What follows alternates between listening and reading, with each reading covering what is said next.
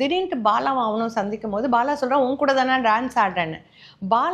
பாலாவுக்கும் இந்த ஜென்ரலுக்கும் என்கேஜ்மெண்ட் ஆயிருக்கும். அவங்க 2 பேர் கல்யாணம் பண்ணிக்க வேண்டாங்க. அப்போ அந்த ஜென்ரல் கோவம் வந்துடுது.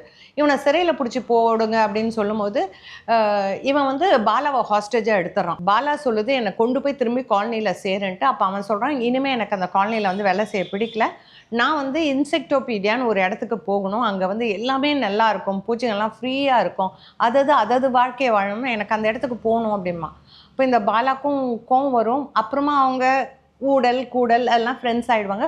ஒரு விதமாக லவ் பண்ண ஆரம்பிச்சிருவாங்க பாலா. அங்கே போய் சேர்ந்துடுறாங்க. அங்கேயும் எல்லா பூச்சிகளும் சந்தோஷமாக இருக்குது. அங்கே ஒரு தேனி கூட அவங்களுக்கு நட்பும் ஏற்படுது. ஸோ இது இந்த பக்கம் நடந்துட்டு இருக்கும்போது அங்கே அந்த ஜென்ரல் வந்து இளவரசியை கூட்டிகிட்டு அவன் போயிட்டான், அவனை எப்படியாவது திரும்பி கொண்டு வரணும் அப்படின்னு சொல்லிட்டு இந்த ஃப்ரெண்டு இங்கே இருக்கான் இல்லையா, அவங்க மாறினது தெரிஞ்சுட்டு அந்த ஃப்ரெண்டை பிடிச்சி டார்ச்சர் பண்ணுறாங்க. அப்போ அவன் சொல்கிறான் அவன் இன்செக்டோபியாவுக்கு போயிருக்கான்னு.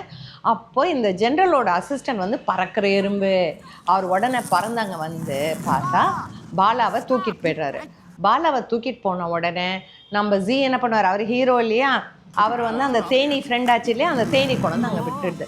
தேனி விட்ட உடனே பாலா உள்ளே வந்த உடனே பாலாவை கொண்டு போய் கேப்சர் பண்ணி ஒரு ரூமில் போட்டு அடைச்சி வச்சிடுறாரு இந்த ஜென்ரல். அப்போ இவன் தேடிக்கிட்டு வரும்போது பாலா இருக்க இடத்துக்கு போய் பார்த்தா அங்கே மேப்பெல்லாம் இருக்குது.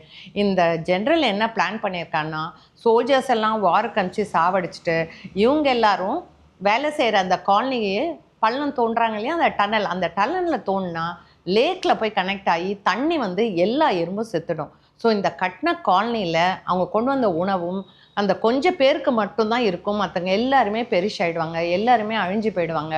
இந்த நோக்கத்தோடு தான் அந்த ஜென்ரல் மொத்தத்தையும் பண்ணுறான்றதை அவங்க புரிஞ்சுக்கிட்டு அவங்க போய் அந்த டனலை தட்ட வேண்டாம் அப்படிங்கிறாங்க. இதில் ரொம்ப காமெடியான ஒரு விஷயம் என்னென்னா, அந்த ஒர்க்கர்ஸ் இருக்காங்களே அவங்களுக்கெல்லாம் சூப்பர்வைசர்ஸ்னு ஒன்று இருப்பாங்க. அவங்கெல்லாம் வந்து தாங்க மேனேஜ்மெண்ட்டுன்னு நினச்சிட்டு இருப்பாங்க.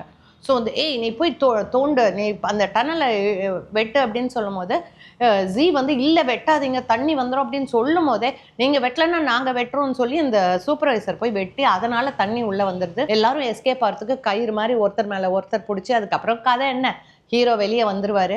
வெளியே வந்தோடனே மறுபடியும் உள்ள ஆக்சிடெண்ட்லாம் தண்ணிக்குள்ளே விழுந்துருவார். அப்புறம் இன்னொரு எறும்பு போய் காப்பாற்றிட்டு வரும், அது படுத்து கிடப்பார். நம்ம ஹீரோயின் போய் பக்கத்தில் நிற்பாங்க, அப்புறம் இருமிட்டே எழுந்திரிப்பார். இந்த மாதிரி காமெடி சீன்லாம் இருக்கும். அந்த மாதிரி முடியுது. இப்போ நம்ம காலகட்டத்தை எடுத்துக்கோங்க. கோவிடில் ஏழ்மையை அழிச்சோமோ இல்லையோ ஏழைகளை அழித்தோம். அதுக்கப்புறம் இப்போது பெட்ரோல் தட்டுப்பாடு. இது இப்போ இல்லைனாலும் கூடிய சீக்கிரம் அதுவும் பெருசாக வரப்போகுதுன்னு நம்ம பிரதம மந்திரியே சொல்லியிருக்காரு. கோவிட் மாதிரி இதையும் எதிர்கொள்ளணும் அப்படின்னு சொல்லியிருக்காரு. உழைக்கிற வர்க்கம் உழைச்சிக்கிட்டே இருக்க போது, முதலாளி வர்க்கம்